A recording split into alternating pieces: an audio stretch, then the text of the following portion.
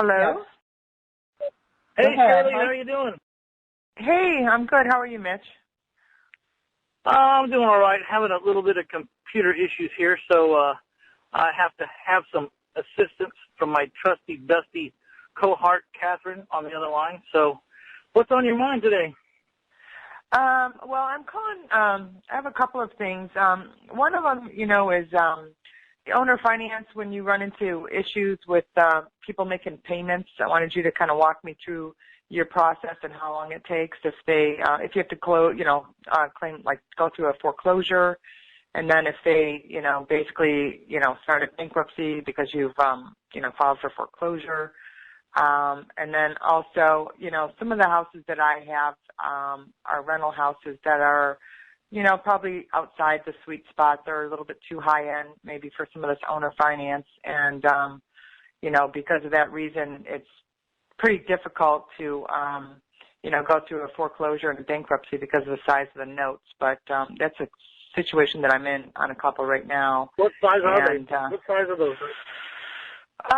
One of them is a $365,000 mortgage, and one of them is $250,000. Yeah, okay, I see what you're saying. Well, how you would owner finance those? Just how you would owner finance those if you had to? I have them with a wrap. Yeah. Mm-hmm. So I have an existing mortgage that I'm paying, and then obviously the person that's paying me is paying above my mortgage, and that's. Well, did you take them over subject to, or is it? Did you take them over subject to, or did you get your own mortgage? No, one of them was a primary residence that I had lived in, and I just sold it to owner finance. And the other was a rental that I picked up during the period where there was a lot of foreclosures back in like 07, 08. Yeah. So let me ask you, what's the interest rate on the big one? My interest rate is like 4.5%. And I'm charging 6.5%. Okay. But you're charging 6.5%. That means you did already wrap them then. Yeah, they're already done. And like I say, they're going into like right now they're in foreclosure, and I've been notified that the borrowers are in the process of claiming bankruptcy.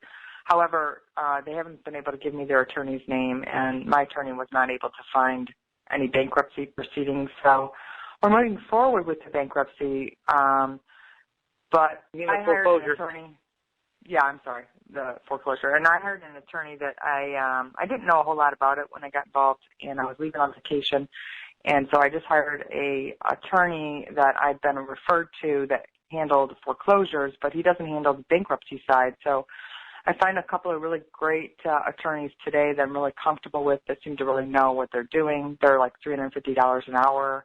The other one's $300 an hour plus expenses. So it's not going to be inexpensive. And I've talked to different attorneys over the last, I say 7 to 9 days, and I've kind of been getting a lot of different stories. Some of them say it can take anywhere from, 2 to 4 months, maybe 6 months. Others are saying it can string along for a year. Now I understand if it strings along, they still have to pay the trustee or else I can foreclose. So I have some relief and I understand more about it. But I'm just wondering from your perspective, how often does this kind of thing go on? And if it does, is it usually in houses that are maybe above a certain price threshold that you want to stay away from?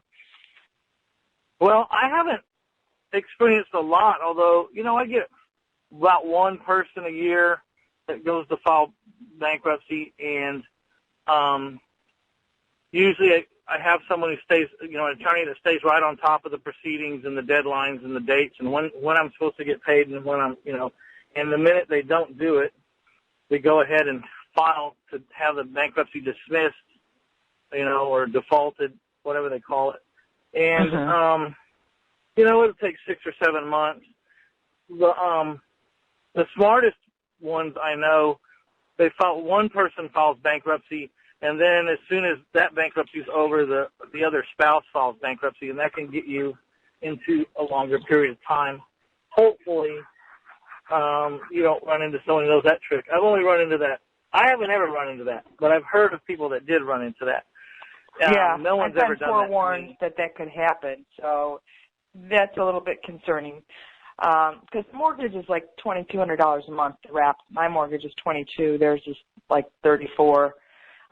They also failed to file a homestead or protest their taxes. They've had the house for 2 years, and the property value has increased almost $100,000. So it's going to be harder to sell the second time because the taxes are like $13,000 a year. Well, the PITI is. Yeah, but the next question was, is there a $100,000 upside? Can you sell this house for $100,000 more than you could before? Or how much more can you? Because if you bought this in 2007, the house should be worth substantially more than it was, I would think. Yeah. I mean, yes, it's worth more than what I paid for it. Yeah, for sure. Now, is it worth more than what you sold it for last time? It's probably about the same. I sold it at a premium because it was an owner finance, and I had my taxes very low because I protested them every year, and I had it filed as a homestead, which they negated to do either one of those. So the taxes just, kind of went crazy. It makes me think, can you make someone file it as a homestead as part of your sales agreement in the future? I'm just trying to figure out how to stop this from happening in the future, Mm-hmm. That's a good idea. Part of the sales contract. If you could also require them to hire a tax foreclosure, tax fighting company that fights the taxes every year, and they just have to pay a percentage of what they reduce the taxes. So, right. A lot of years it'll just hold still. I have never thought of adding that into my clauses, but when I hear you, or if I had an expensive house, maybe that's not a bad idea, because. But so I just finished interviewing my daughter, Shannon, about noteservicing.com. She's opened up a note servicing company. And in the interview, she had a 5-day notice, a 15-day notice, and a 30-day notice that, could go right into foreclosure after that. You have to give it, when you file for the foreclosure, you have to give a 21-day notice, and that has to be prior to the auction on the first Tuesday of the month in Texas and in Georgia, I believe. So if you miss that window, 21 days before the first Tuesday, then you could be in for, filing a notice, and it takes, an extra 21 days. So how long do you have to wait before you can? How long do you have to wait before you can start the foreclosure proceedings? Because I basically waited about 45 days, and then I had my attorney. He filed a notice of default, and then he filed a notice of acceleration, and the next thing that he's going to file is, the notice of foreclosure. So by the time it's all said and done, they're 3 months behind, 90 days. Yeah, well, the new law that came out was part of Dodd-Frank, said you can't file until they're 120 days late. But here's the trick to that. My attorney says, and he interpreted the law, that the law said once someone's defaulted on their note payment, which means they were late. Mm-hmm. I mean, they're always in default. I mean, there's once in default, you've always been in default. You can't rectify the fact that you were late and didn't honor your agreement. You can't go back and erase those days you were late. So what happens is, the very first time one of your payers is occupants is late, you send a certified letter notifying them that they're in default of their contract, and then that starts the 120 days clicking. So they might have made up, you might have told them, that they were late on the 5th and sent out the certified letter, and they might have paid on the 7th, but. Mm-hmm. That still doesn't, they're still in default of your contract, no matter what, because your contract said they had to pay by the 1st. And so whenever they become late by 1 day on the payment, you send a certified letter notifying that they're in default of their contract, and that starts the 120 days. And they may make up those payments and get on track for 4 years, and then they get into trouble, and then then you have to foreclose on them. And you wouldn't have to wait the 120 days anymore because you did it a long time ago. Yeah, that's excellent. That's really good. So I wrote that down. I sure did, and I underlined it. So it's a good idea to require them to file the homestead and to hire a tax protesting company right in their, agreement. This was obviously these were wraps, but everything's closed with the title company, and, the note, the deed of trust, and everything is all recorded and legal. So, so once they then, go through the process, they're not paying, then you go ahead and file for foreclosure. That process, can take about 45 days. And then the day before it's going to the auction. You can't even file the foreclosure until they're 120 days late. If you hadn't started that clock ticking sometime back in the past when they were a day late or a minute late and sent them their certified letter. So I think they're going to be in kind of for a long haul on this. Yeah, the loan processing company we have records of them being late, and where the loan processing company has sent them emails and had NSF charges for payments that didn't go through. So there's not a question of the 120 days. I think that's already established. But I think sending a certified letter in the future would be good. I think that what he has would, fill that void that they would need. So say it's 45 days to get the foreclosure, pretty much working. And then the day before the foreclosure, they go and say that they're going to do a bankruptcy. So then at that point, then they establish a stay, is what I hear, and I think there's a minimum of 30 days for the stay, and they can mess around with this for quite a long time. But from what I understand, the people have to they have to come to some kind of an agreement, which may take a little while to come to. But all that time, they're supposed to be paying a trustee the payment for the home. So if you miss out on 4 to 6 months of payments, once that is all straightened out, they have to catch that up in one lump sum. Have you had any experience with that? Yeah, you're pretty much right on the money. But my experience is they do this as a stall tactic, and none of mine have ever paid or come through. I've never been in a bankruptcy that straightened themselves out. They always just did it to buy some day. They pay, I don't know what they pay these attorneys to file bankruptcy, but apparently it's not that expensive, and they pay that so they can just stay there for a little bit longer. Have you tried cash for keys with these people? Yeah, I have. I've tried a couple of times, and they have not gotten back to me. So have you tried the Hells Angels with a couple of baseball bats? I'm just kidding. No, I'd like to, though. It always crosses your mind, but it's never a good idea. It's just a daydream. So I don't know. Have I answered your questions pretty much? Because I just think you have to get with your attorneys, and you just have to play every card the minute that you can play it and stay on top of the game until they go. I was hoping that your house was substantially enough that by the time you got the house back and you put it up for sale again, that you could make yourself whole and that you could have some solace in that. Is that not the case? Well, if I understand this properly, I think I will remain whole just because the bankruptcy, even if they stall the payments and so on, they do have to pay a trustee at some point and catch me up. But then again, if they don't have any money and they stall, they might not be able to ever pay the trustee. So I get the house back, which is great, but they still may owe me money. And even if I had a judgment, I'd probably never be able to collect on it. But I do think that getting the house back and what I could sell it for and what they've already paid should keep me whole. You always follow the judgment.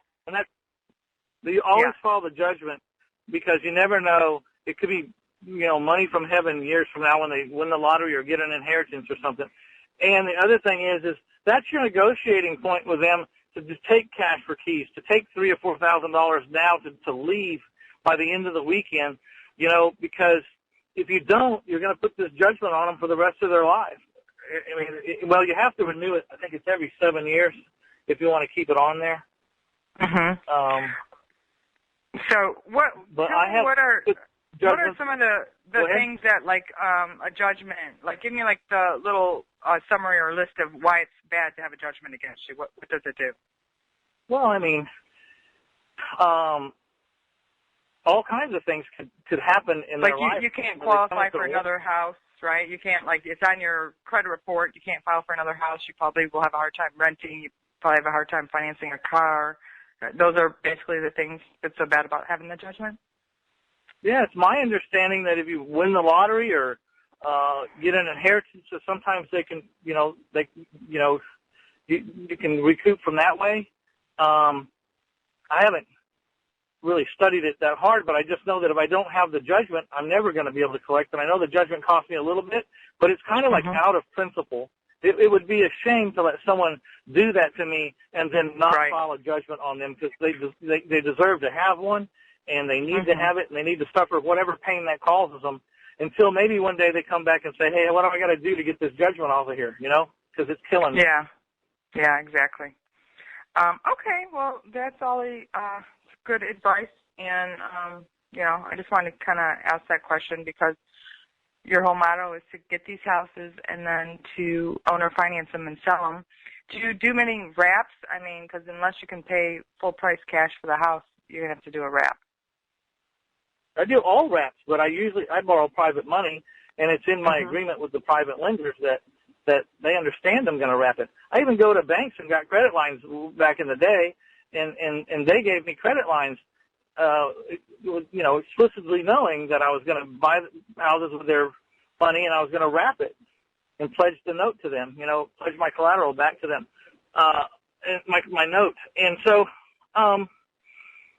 banks will do it, but it's probably not like Wells Fargo Bank. It's probably like the little community bank down the way, I just had community banks loan me money on 20 of my notes where people owed me money that I had wrapped, and I wanted to refi my underlying debt, which was like at an average interest rate of like 9%, a blended rate of like 9%, because I had some 10% money and I had some 8% money, and so it's probably averaged out about 9. It was about $1 million worth of private money that I'd bought these 20 houses and sold them and created the notes. They still owed me $1.8 million. The houses appraised for $2 million, and the community banks fought. 4 of them fought over my business, and the winner refied me at 4.57% interest for a 12-year amortization with fully amortizing, which means they couldn't call the note as long as I made my payments. So it's fully amortized for 12 years, but it had a rate adjustment at year 5 and 10, prime plus 1. And then the last 2 were the most important stipulations. There was a 9% cap, so the interest rate could never go over 9%, and there was no covenants, meaning there was no wacky ratios or any reason at all that they could call my note due. The only reason they could call my note due is if I didn't pay them. On time. And so, that changed my cash flow a lot, if you want to count my principal reduction. Well, I hope Landon's on the call because this is information that he needs to hear, but I can tell him if he wasn't. So you basically went and bought all these homes. Just say you bought 20 homes. You bought them for $50,000. You went ahead and owner financed them all for $75,000. You made $25,000 on each house. You can go to a community bank and then get a note on the houses for what you sold them for. Not on the houses. I don't own the houses anymore. I sold them. Yeah, no. I pledged my notes. And I gave them a collateral transfer I transferred all my right to the collateral, and I put up my notes as collateral. I did an assignment of notes to them. Okay. And so, like I said, the real number was $1,025,000, but just for easy math, I had $1 million worth of underlying debt on 20 houses. That's the people inside the houses still owed me 1.8, and of course the bank had to go out and have the houses appraised, and that cost me $4,000 or $5,000 bucks. But they appraised at $2 million. So there I have $2 million worth of collateral, looking for $1 million loan. So it's a 50% LTV, which is pretty safe for the bank. And I've done it many times. I haven't done it just once. I've done it a lot of times.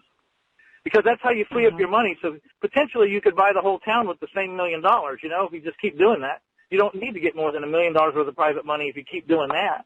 Because what happens is the bank cashes out and gives all your private lenders all their money back.